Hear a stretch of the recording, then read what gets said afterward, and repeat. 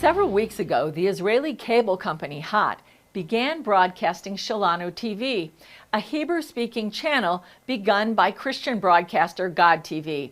Now, the chairman of Israel's Council for Cable and Satellite Broadcasting suspended Hot Cable's license to broadcast Shelanu TV, claiming Hot's application was misleading.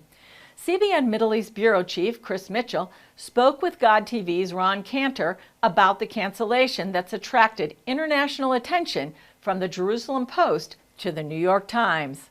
Ron, thanks for joining us right now. Asher Biton, the chairman of the Council for Cable and Satellite Broadcasting, said that Hot misrepresented Shelanu on its original application. And this is the statement he issued. He said, the channel is aimed at Jews with Christian content, in contrast to the original broadcast request. How did you reply to the chairman? Well, he knows the truth. He's the one who actually issued the license. If you look at the license, and we provided a copy to CBN, it says very clearly that our audience, this is the permission he gave us, Kahal Hatzofim B'Israel. That means the audience of Israeli viewers. There's absolutely no stipulation that it had to be just to Christians. Why else would we be on the air here in Israel in Hebrew? So it'd be wonderful if he apologized. But the truth is we had permission to do exactly what we did. We have never misrepresented anybody in this thing. Well, Ron, we know that Hut has decided not to reapply for a license. Why did they do that? And what is your relationship with Hut Cable?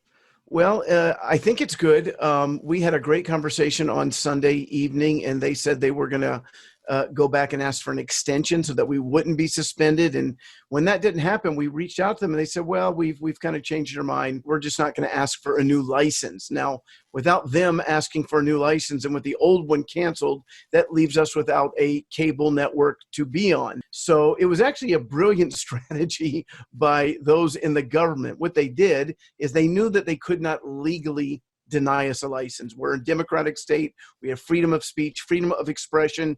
And they knew that. And even in their cancellation notice, they said, well, just reapply and we'll look at it honestly. And they made it seem as if we would get a new license. But then what they did is they went and put incredible pressure on Hot, who was already under pressure from Yad Lachim, an anti-messianic group, and even from some of their customers who don't want us on the air. I don't hold any ill will against Hot. They did what was in the best interest for their business. We're a small client, but they cut us loose. I'm happy. I would have been much more upset if my government, my democratic government, actually silenced us. I'm glad it came from Hot and not from the government. But make no mistake, there was tremendous pressure put upon them. Yeah.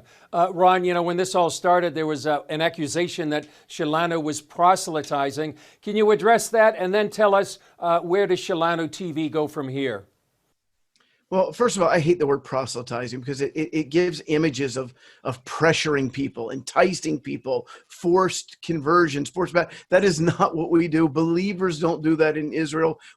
Anybody who watched the channel, you would see music, you would have teaching, and you still can at Shelanu.tv. We're staying on the air. We're just moving to the internet where we're going to reach a lot more people. But, you know, Israelis would be sharing their story. And it's important to understand, we're not missionaries from another country. We're Israelis.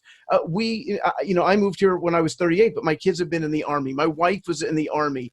The host of all of our TV shows, they served in the Army. They paid their tax. They love Israel. I would say that Shelanu is probably the most pro-Israel, Zionist, anti-BDS channel on Israel, but they never really gave us a chance.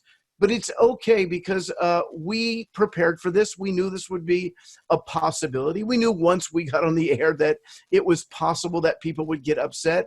And so we are going to now take the funds that Hot is going to return to us, and we're going to invest all of that into Shelanu.tv. We're going to buy advertising in Israel. In fact, we're going to reach probably 100 times more people than we would have on an obscure cable channel. It's ironic.